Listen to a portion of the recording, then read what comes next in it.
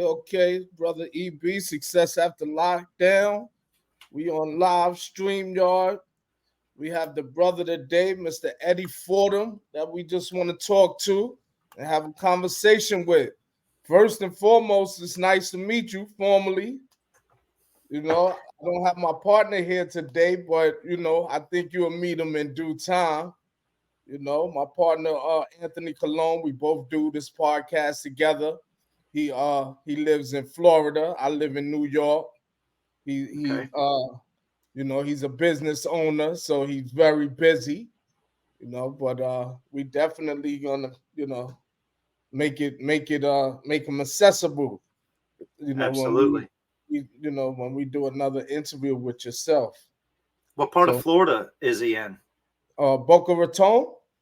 Oh, okay. All right. I was in Tampa for a while as part of my transition. And when I came out of Everglades Correctional Institution, I went there to Tampa, Florida. So I passed by Boca Raton a little bit.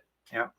Okay, yeah, he has a wellness. He owns, him and his wife. They own wellness centers down there. Okay. Cool. Very good. Very Cool. good.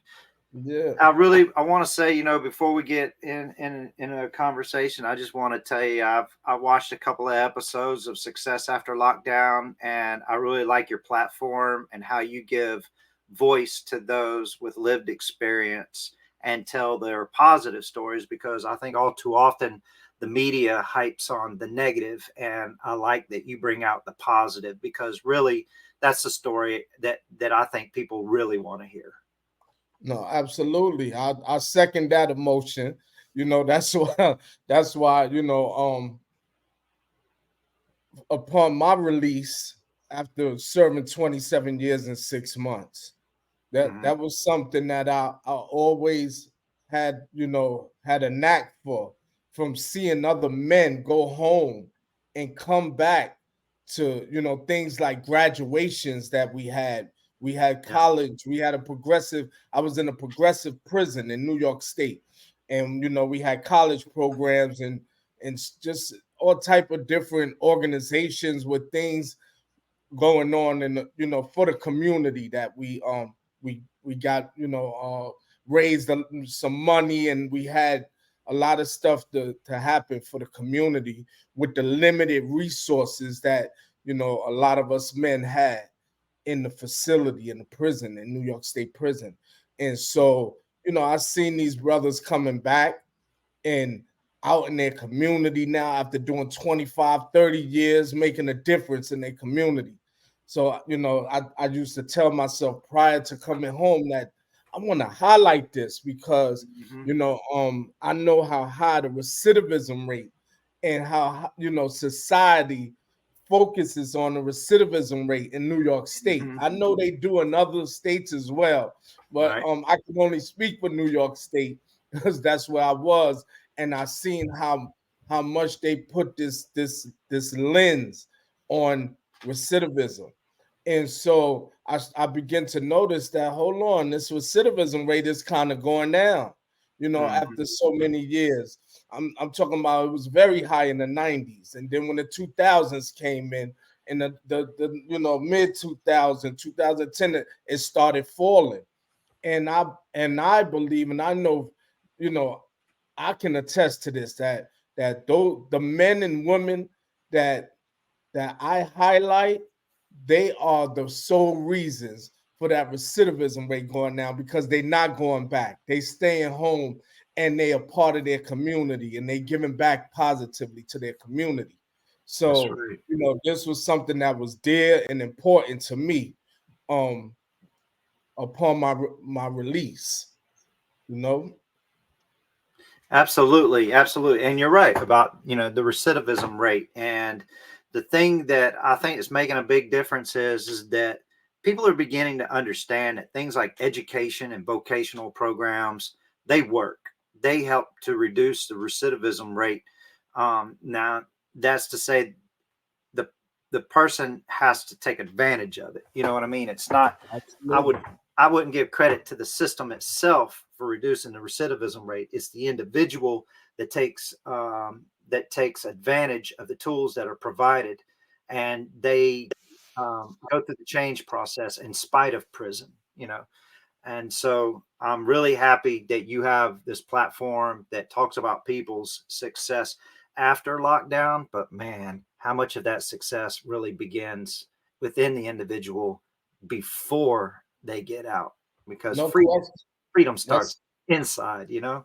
absolutely, and that's a good segue for you and I, um, to where I want to guide us to, and so I want to ask, Mhm. who's Eddie Fordham? Where'd you grow up? Two family home, one parent home. How was it for you, and wherever you grew up at, and just your experience as a youth prior to being incarcerated? Absolutely. Thank you, Eric. So actually, we hear a lot of stories about people coming from those broken homes and from neighborhoods where there wasn't a lot of opportunity. I have a different story. You know, everyone's story is different, and I honestly have to say that, man, I came from a really great home. I came from loving parents, a solid family. Mom and dad stayed married, you know, the whole nine. Um, they made sure that I had a great education, clothes on my back, food on the table. They were old school, you know, they believed in discipline, you know, they believed in yes, sir, no, sir, yes, ma'am, no, ma'am. I had rules around me. Like, I mean, during the day, I could, after school, I could go out and I can play and all that. But the rule was I had to be back in the house. You know, I had to beat the street lamp. You know what I mean? If the street lamp came on Absolutely. before me, you know, I might be in a little bit of trouble. Those were just rules that I grew up with. And then in church, my parents made sure that I was in church, that I went to Bible study, and I even went to a Christian school for a time. So I can honestly say that I was surrounded by love and the supports that you would actually look for in a what do you call it, the nuclear family, right? Yes, that's And right. so what happened with me was when I got to be probably about 13 years old and was stepping into adolescence a little bit more, I started to become very rebellious to my mom and dad. I was an only kid, and a lot of the other kids in school, you know, they would look and they'd see, you know, I came from a good home and everything, and they'd start calling me mama's boy. And let me tell you something, I didn't like being called mama's boy.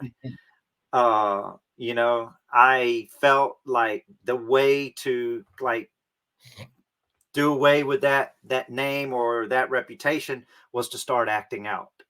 Mhm. And that's when I started, you know, disobeying my parents and making my own rules, and I started getting in trouble at school, and that was a stepping stone to getting in trouble with the law. When I was about 16 years old, that was the first time that I actually got in trouble with the law. It was some juvenile stuff, and when I got arrested, they took me down to the county jail. They stuck me in a holding tank, and they called my dad. My dad came down to the county jail. They said, "Hey, Mr. Fordham, you know, get control of your son. You know, he's a good kid, but he's hanging out with some real roughnecks. You know, you need to get control of your son." And so my dad took me home. He punished me. He put me on restriction for a week or whatever it was. And then it wasn't long after that, maybe like another month or so, I was right back in trouble with the same group of friends.